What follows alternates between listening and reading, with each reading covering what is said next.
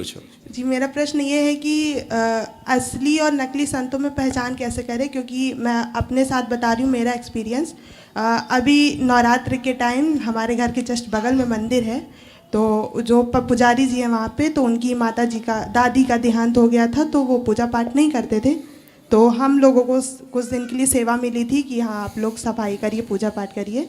तो हम लोग करते थे, तो काफ़ी संत मतलब वहाँ पे रोज़ आते थे और मंदिर में प्रणाम करें, दर्शन करें, और वो मतलब कुछ मांगते थे, तो मतलब जैसा हमारे पास होता था हम प्रसाद देते थे, लेकिन उनको प्रसाद की चिंता नहीं थी, उनको पैसे चाहिए थे जी। और मेरे भैया बैठे हुए थे, तो उनको लगा कि वो पुजारी हैं। तो एक बार तो मतलब उन्होंने मुझसे मांगा, तो हम कन्या तो ज़्यादा नहीं बोल पाए। फिर जब देखे कि हाँ हमारे भैया बैठे हैं, तो सोचे वही पुजारी है, तो उनसे मतलब वो अपना इशारों में जैसे भी वो शॉर्टकट में बातें करने लगे कि हाँ हमें क्या चाहिए। और ऐसा एक दिन नहीं था, काफ़ी दिन लगातार हुआ। इवन अभी भी होता है, वो संत अभी भी आते हैं। और जैसा कि आप कथा में कहते हैं कि संतों को दूर से प्रणाम करना चाहिए, तो अब असली है कि नकली है हमें तो नहीं पता, लेकिन हम उनको जब भी देखते हैं हम अपने मन ही मन में उनको प्रणाम कर लेते हैं।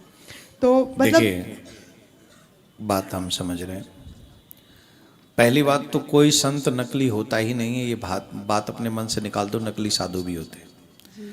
आप ऐसे नहीं समझेंगे इस बात को मैं कह रहा हूँ। काफ़ी लोग मेरा मजाक उड़ाने लग जाएंगे, देखो देखो, है ना, क्योंकि आजकल तो सोशल मीडिया जिंदाबाद, जो मन आए सो लिखो।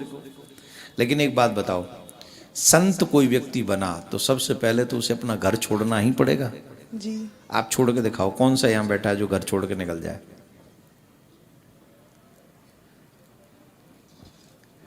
अब घर छोड़ा है तो एक लक्षण तो साधु का है उनमें, दूसरा लक्षण उन्होंने भेष बनाया है, तीसरा आप इस दृष्टि से देखो कि उनकी माया अभी मरी नहीं है जी। उनमें। ये दोष है उनके लिए, हमारे लिए नहीं है। हमारे लिए तो जब वो घर छोड़े, भेष बनाया तो साधु हो गए, लेकिन दोष उनके अंदर ये रह गया कि अभी तक माया उनकी छूटी नहीं है, माया उनका पीछा नहीं छोड़ रही, तो उनका दोष है। अगर वो मांग रहे हैं, अगर मैं सामर्थ्यवान हूं, 10 20 50 रुपए दे सकता हूं, दे दूं, भोजन करा सकता हूं, करा दूं, अगर नहीं तो मैं हाथ जोड़ लूं, बजाय ये भावना लाने के कि नकली साधु हो सकते हैं, ये बेकार साधु हो सकते हैं। लेकिन महाराज जी, वो अगर नहीं दिया जाता है तो वो फिर कुछ कुछ जो होते हैं प्रवचन वो उल्टा सीधा हाई जी, लेवल पे, जी। तो यहाँ वहां पर एक बात समझ लेनी चाहिए कि बाबा जी आशीर्वाद दे रहे हैं। क्यों? जो न मांगने पर एक क्रोध भरी दृष्टि से और उल्टा सीधा बोलने लग जाए, तो न तो ऐसे लोगों का आशीर्वाद लगेगा, न उनकी बद्दुआ भी लगेगी, हमें कुछ भी नहीं लगने वाला है। लेकिन आप भावना से उनको प्रणाम जरूर कीजिए, आप उनको खिलाने की व्यवस्था कीजिए, कुछ खा सकते तो आप खाइए। मतलब आप, हम सनातनी, हम किसी की डिसरिस्पेक्ट नहीं कर सकते। मेरा धर्म नहीं सिखाता कि मैं माता जी को, पिताजी को, दादा दादी को, नाना नानी को, साधु महात्मा को, ब्राह्मण को, भक्त को, मैं किसी की डिसरिस्पेक्ट नहीं कर सकता। मेरे पुराण सिखाते मुझे, ये मेरी एजुकेशन है। मैं किसी को, मेरे पुराण नहीं कहते तुम गाली दो किसी को। आप कितने भी बुरे व्यक्ति का फेस करो आप सामने, लेकिन आप उसे गाली मत दो।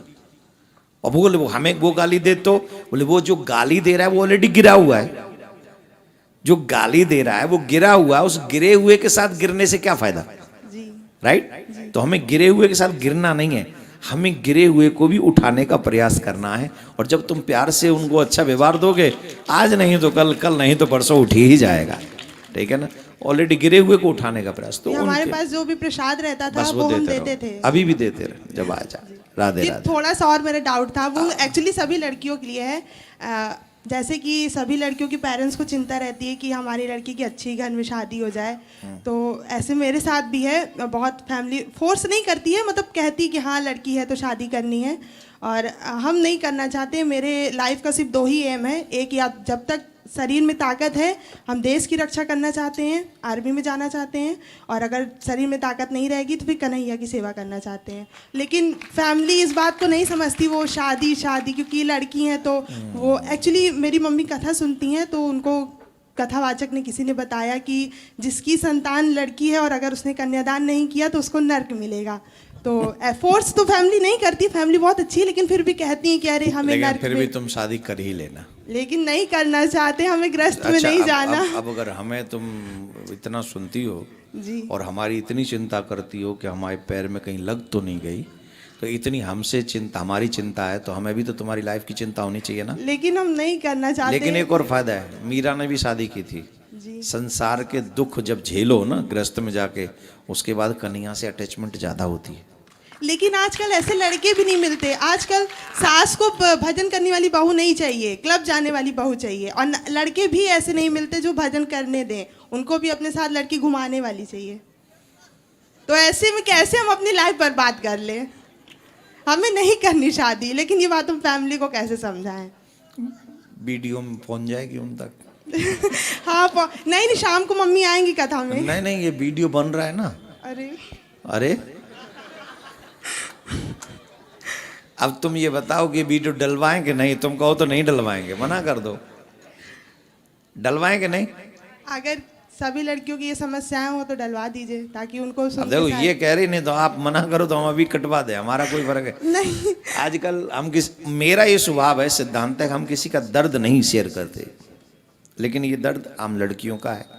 ये हम आप सबसे एक ही बात निवेदन करेंगे, जितने भी इस वीडियो के माध्यम से माँ बाप सुन रहे हैं, प्लीज़ अपने बच्चों को गुंडे बनने से बचाओ। उन्हें घुमाना फिराना ठीक है, एक मर्यादा में रहे, अच्छी बात है, लेकिन वो अच्छे हों, ड्रिंकर ना हो, शराबी ना हो, जुआरी ना हो, व्यभिचारी ना हो, माथे पे तिलक हो। आज अच्छी बच्चियां डर रही हैं आपके लड़कों से, सोचिए कितने बड़े दुर्भाग्य की बात है इस देश के लिए कि लड़कियां कह रही हैं कि हमें शादी नहीं करनी। क्यों नहीं करनी? क्योंकि लड़के अच्छे नहीं मिलते। ये डूब मरने वाली बात है हम लोगों के लिए। बच्ची का तो सम्मान करना चाहिए इसका, लेकिन अच्छे लड़के नहीं मिल रहे हैं, तिलक लगाने वाले लड़के नहीं मिल रहे हैं, अच्छी बेटियों को रखें। आजकल ऊंचे वो जो स्कर्ट वाली लड़कियां घुमाने वाले बहुत मिल जाएंगे जी। नहीं, जो ऊंचे सैंडल वाली होंगी ना, वो घर नहीं चलाएंगी, वो होटल में ही ले लेके जाएंगी बार बार तुम्हें। लेकिन जो ऐसी संस्कारी बेटियां होती हैं ना, जिनके माथे पे तिलक, गले में कंठी, हृदय में ठाकुर का प्यार, सही माने में वही घर चलाती हैं। तो हम निवेदन करेंगे आप सबसे, प्लीज़ अपने घर का माहौल ऐसा बनाइए जैसे इन बेटियों को डर न लगे। हमारे घरों में सासू माँ भी ऐसी बने, ससुर भी ऐसे बने, पति भी ऐसे बने कि हमारी बेटियों को डर न लगे, प्लीज़। और जो फैशन में घूमने वाली हैं उनको वैसे मिल जाएं, लेकिन लड़के अच्छे हों, ये निवेदन है। ठीक है बेटा, धन्यवाद।